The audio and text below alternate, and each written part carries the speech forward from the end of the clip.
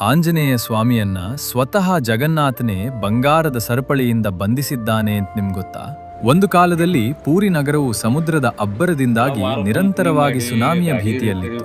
ಸಮುದ್ರ ದೇವನು ಜಗನ್ನಾಥನ ಭಕ್ತಿಯಲ್ಲಿ ಲೀನನಾಗಿ ಸ್ವಾಮಿಯ ಪಾದಗಳನ್ನು ಸ್ಪರ್ಶಿಸಲು ಪ್ರಯತ್ನಿಸಿದಾಗಲೆಲ್ಲ ಆ ಅಲೆಗಳು ಪೂರಿ ನಗರವನ್ನ ಮುಳುಗಿಸುತ್ತಿದ್ದವು. ಭಕ್ತರ ಕಷ್ಟವನ್ನ ನೋಡಲಾರದೆ ಜಗನ್ನಾಥನು ತನ್ನ ಪ್ರಿಯ ಭಕ್ತನಾದ ಹನುಮಂತನನ್ನು ಕರೆದನು. ಹನುಮ, ಸಮುದ್ರದ ಅತಿಯಾದ ಪ್ರೀತಿಯಿಂದ ನನ್ನ ಭಕ್ತರಿಗೆ ತೊಂದರೆಯಾಗುತ್ತದೆ. ನೀನು ಸಮುದ್ರವನ್ನು ತಡೆದು ಈ ನಗರವನ್ನು ರಕ್ಷಿಸಬೇಕು ಎಂದು ಆದೇಶಿಸಿದನು. ಹನುಮಂತನು ಅತ್ಯಂತ ಸಂತೋಷದಿಂದ ಸಮುದ್ರದ ದಡದಲ್ಲಿ ಕಾವಲಿಗೆ ನಿಂತನು. ಹನುಮಂತನನ್ನು ಕಂಡ ಸಮುದ್ರನು ಭಯದಿಂದ ಶಾಂತನಾದನು. ಆದರೆ ಇಲ್ಲೊಂದು ತೊಂದರೆ ಉಂಟಾಯಿತು. ಪೂರಿ ನಗರದ ಎಲ್ಲಿಯೇ ರಾಮನ ಪೂಜೆ ನಡೆದರೂ ಹನುಮಂತನು ಆ ಭಕ್ತಿಯನ್ನು ತಡೆಯಲಾರದೆ ತನ್ನ ಕರ್ತವ್ಯವನ್ನು ಮರೆತು ಅಲ್ಲಿಗೆ ಓಡಿ ಹೋಗುತ್ತಿದ್ದನು. ಹನುಮಂತನು ಇಲ್ಲದ ಆ ಅಲ್ಪ ಸಮಯದಲ್ಲಿ ಸಮುದ್ರನು ಮತ್ತೆ ಉಕ್ಕಿ ಬಂದು ನಗರವನ್ನು ಮುಳುಗಿಸಿ